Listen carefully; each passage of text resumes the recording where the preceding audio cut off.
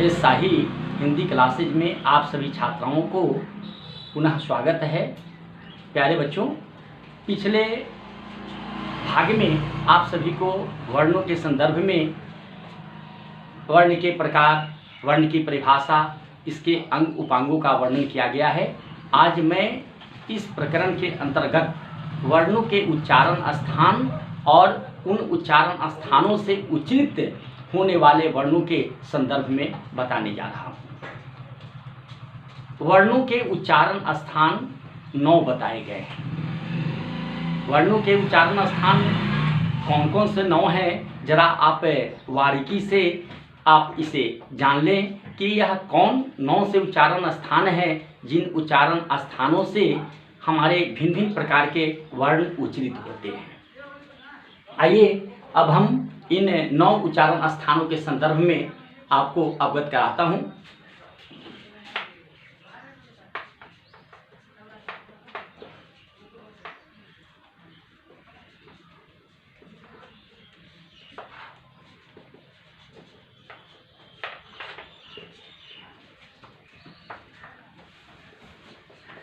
प्रथम उच्चारण स्थान कंठ, जिसे हम कंठ के नाम से जानते हैं। दूसरा उच्चारण स्थान तालु, जिसे हम तालव्य के नाम से जानते हैं। तीसरा उच्चारण स्थान मूर्धा, जिसे हम मूर्धन्य के नाम से जानते हैं।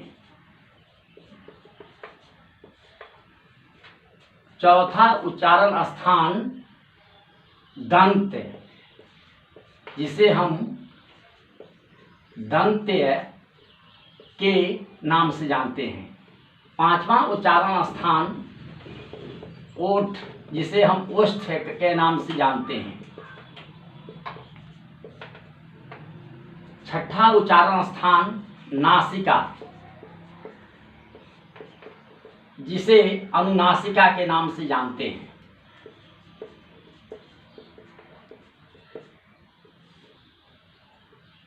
सातवां उच्चारण स्थान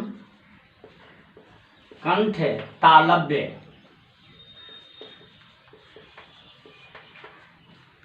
आठवां उच्चारण स्थान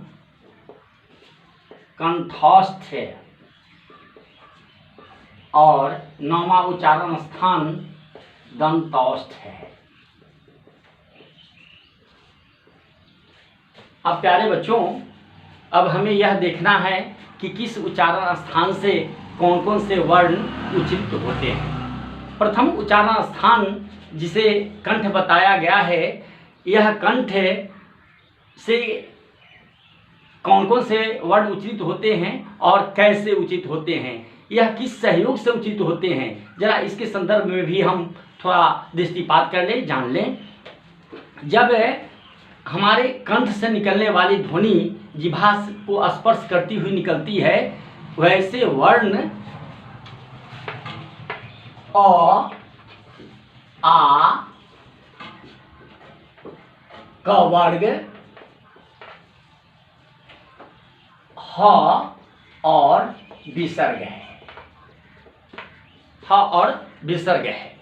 जैसा कि बताया गया है कि कंठ से उच्चारित होने वाले जो वर्ण बताया गया, वह कंठ से निकलने वाली ध्वनि जीभ को स्पर्श करती हुई निकलती है। इन जीभ से स्पर्श होते निकलने वाली ध्वनियों में अ, आ, क वर्ग, ह और विसर्ग है। दूसरा तालव्य, तालव्य से उच्चारित होने वाले जो वर्ण हैं, उन वर्णों में ह्रस्व ई, दीर्घ ई, च वर्ग, च वर्ग से उच्चारित होने वाले जो वर्ण हैं वह ह्रस्व ई, दीर्घ ई, च वर्ग, य और तलावे स है। अरे बच्चों, मैंने बताया कि मूर्धा से उच्चारित होने वाले वर्णों में सबसे पहले हम री को जानते हैं, जो री मूर्धा से उच्चारित होने वाला वर्ण है। री, ट वर्ग, र और मूर्धन्य स है। मूर्धन्य स र, ट वर्ग और री जो मूर्धा से निकलने वाली है, अर्थात हमारे अंदर से निकलने वाली वायु जो मूर्धा को जीव के द्वारा स्पर्श करती हुई निकले, ऐसे वर्ण को हम मूर्धन्य कहते हैं। इसके बाद दंत, दंत से निःसृत होने वाले, दंत से निकलने वाले जो वर्ण हैं वह ट वर्ग है,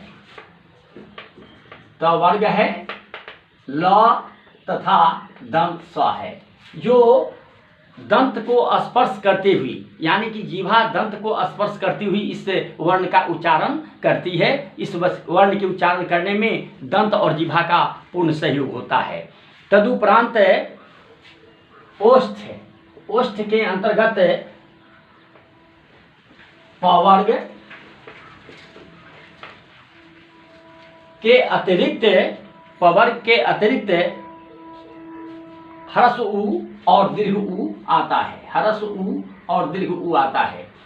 अर्थात प वर्ग ह्रस्व उ दीर्घ उ का उच्चारण स्थान ओष्ठ माना जाता है।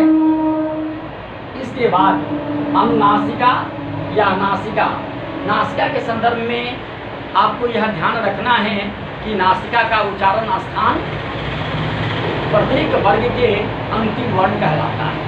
अर्थात 5 वर्ग है और पांचों वर्ग का अंतिम वर्ण, जैसे क वर्ग का अंग, च वर्ग का य, ट वर्ग का र, त वर्ग का न और प वर्ग का म, ये सभी अनुनासिक वर्ण कहलाता है। और इसके अलावे अनुस्वार और चंद्रबिंदु, यह इसके अंतर्गत आता है, अनुनासिका के अंतर्गत। आइए, प्रत्येक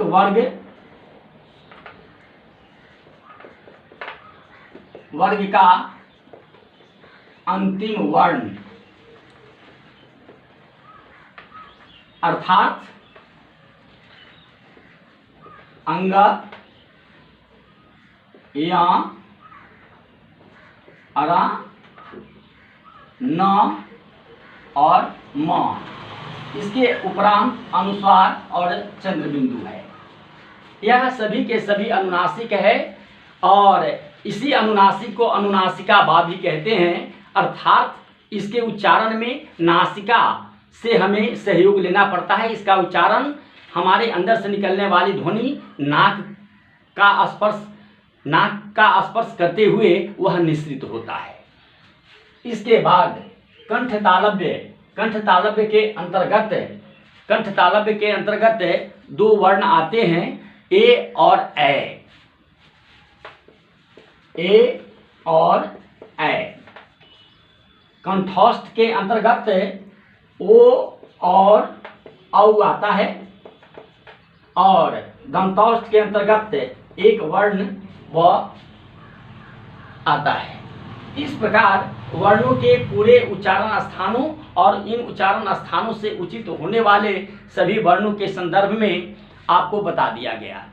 अब अगली बात, जो वर्णों के विभागीकरण किया गया है, इसके अतिरिक्त भी वर्णों का जो बंटवारा किया गया है, उसका विभागीकरण किया गया है। उसके अंतर्गत सबसे पहले वायु प्रक्षेप के दृष्टिकोण से वर्ण को 2 भागों में बांटा गया है।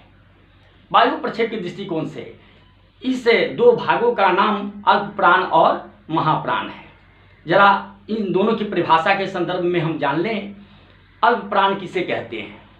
अल्प प्राण वह वर्ण है जो हमारे अंदर में वायु निःसृत होती है, वह हकलाहट के साथ, यानी कि जिस वर्ण के उच्चारण में हमारे अंदर में हकलाहट पैदा हो, वैसे वर्ण को हम अल्प प्राण के नाम से जानते हैं।